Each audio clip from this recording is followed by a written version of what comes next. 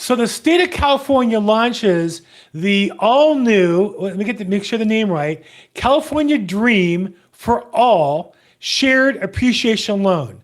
Sounds exciting, but about the time I could finish the name, the program already ran out of money as of April 7th. What happened? What does this mean? And more importantly, what's this going to do to the real estate economy? I'm Bill Gross, and this is my weekly real estate roundup where we review the market and try to look at the news and try to assess what's going forward. So for now, we always want to start with the data. And there's two key pillars. There's demand and then there's supply. In economics, the intersection of supply and demand is where the price is going to be.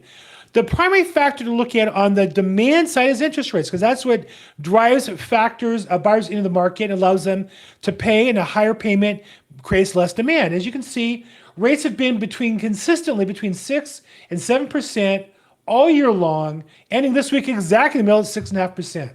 So rates continue to be in a range that cause more buyer activity than the equilibrium of the market. And buyers are competing for offers again, and we're entering the spring buying season. So this piece of data is important. It's always important to look at the actual data. The second piece of data we want to look at is the supply side. How many homes are available for sale? And the key factor, anybody who's been in the real estate market for the last few years knows we have tight inventory. You can see by historical standards, the lowest ever was 2022. And the current year is dropping quickly while that year's rising. We're now at the second lowest all time, tied with 2 years ago. We're the lowest other than during the pandemic of all time. And it's even more than that because the rate of decline currently, this is a statistic from Redfin, is even slowing down compared to the prior two pandemic years. So what we have here is lower and lower product, lower inventory with rising demand or steady demand that can't be met, meaning prices can't drop unless there's more inventory than there are buyers. If there's extra houses, then sellers have to cut the price to get their house sold, and that's what causes prices to go down. And that's clearly not happening based on the market where we're at today. What's the market like in Los Angeles? Well, overall, pretty healthy.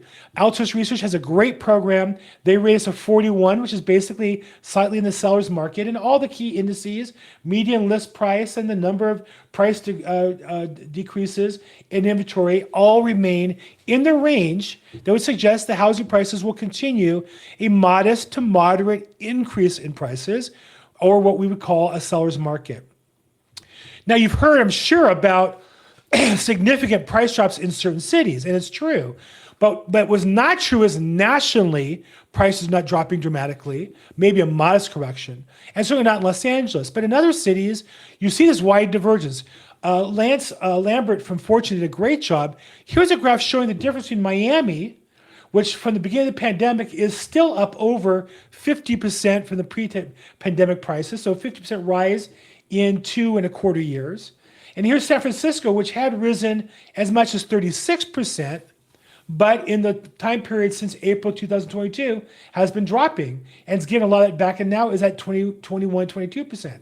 So 22% over 3 years would be about 7% per year. So that's a modest rise in San Francisco, whereas Miami continues to have fantastic rises. Another comparison he did was Knoxville to Boise, Idaho. Now, Boise is a little different. Knoxville has benefited from a lot of migration from the south, from the northeast, and from the west coast, versus Boise had a huge run-up for people from the west coast moving to Boise and tech companies, and it's had to give some of that back. So they were still at about a 36% rise since the pandemic, whereas Knoxville is about 57, 58%. So you can see the disparity between the haves and have-nots in a sense. That, in the middle of that is the average nationally. That's why we've seen nationally maybe prices slightly move. Now, if you're in the real estate news business, or you're at a website that needs to generate buyer leads online, you can't just say, well, the market's pretty reasonable. It's a modest increase, just like it has been for the last 50 years for most of the time. You can't put that in a website or nobody to visit. You have to find something titillating and tantalizing to get somebody to click on your site. So Redfin, they didn't get the award this week though. Redfin has an article, buyers can't buy if sellers won't sell. Now think about that for a second. Buyers can't buy if sellers can't sell. Is that true? Well, obviously that's not true. What's true is buyers can buy if they pay more than the other buyer, right? If they pay more than shoppers, they get the house. So what Redfin's doing is kind of taking the buyer and making them a new victim class.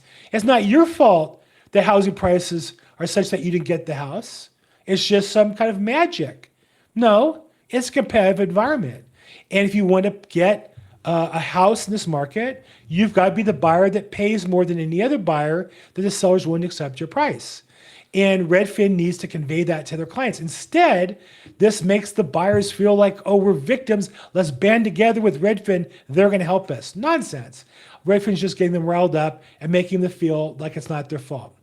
But the award for the worst news or information of the week goes to the state of California and the California Association of Realtors together created this drama and this head fake and this waste of time called the California Dream for All Shared Appreciation Loan. Now, if you read the press releases from the self-congratulating politicians, what they want you to believe was that by taking money from taxpayers in California and then subsidizing or giving money to potential first-time home buyers, somehow magically, everybody in California could afford to buy a house.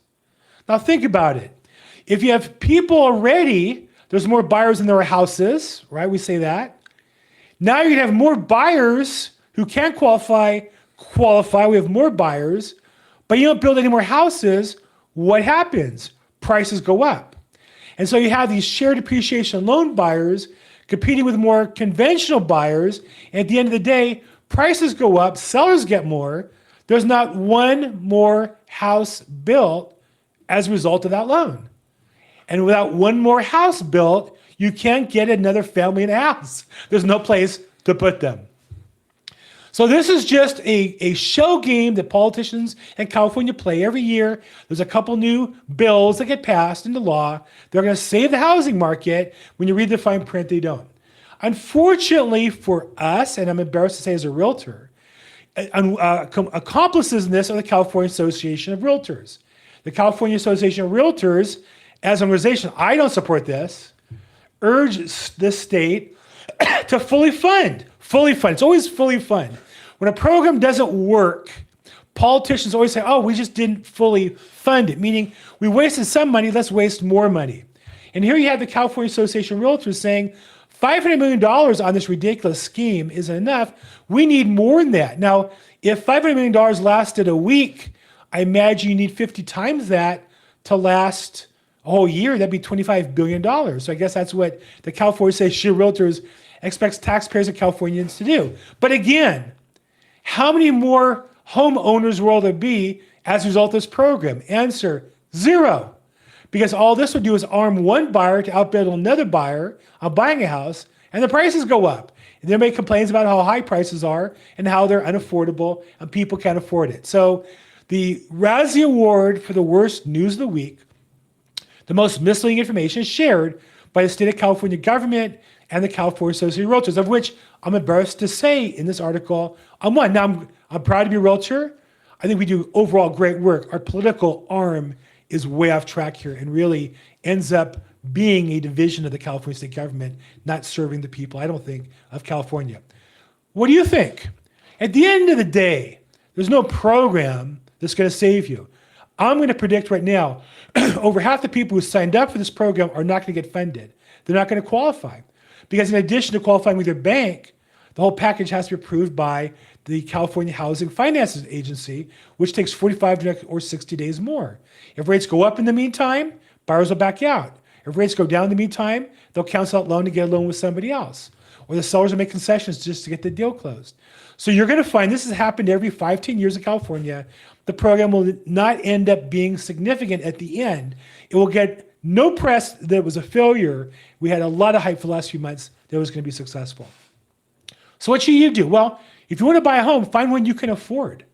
Save some money, cut your expenses. That's what everybody who started in the first house has done, who's built wealth in the long run. If you can't save any money before you own a home, it's hard to save money after you own a home because now you want to fix it up. You want to buy new things. You want to fill it up. That's how people get in debt and get in trouble. So if you want to buy a property, let's talk about saving money. Let's talk about cutting expenses and doing what we can to get into a property that we can afford. And if you want to sell a property, it's a great time. Obviously, there's a lot of demand. There's buyers looking for properties every day. As a listing agent, let me help you get the best net outcome, where it'd be the highest price and or best terms on the house you want to sell. If I can help you, reach out to me. My phone number's down below. At Bill Gross, EXP and social media. As always, make today your best day ever. Thanks so much.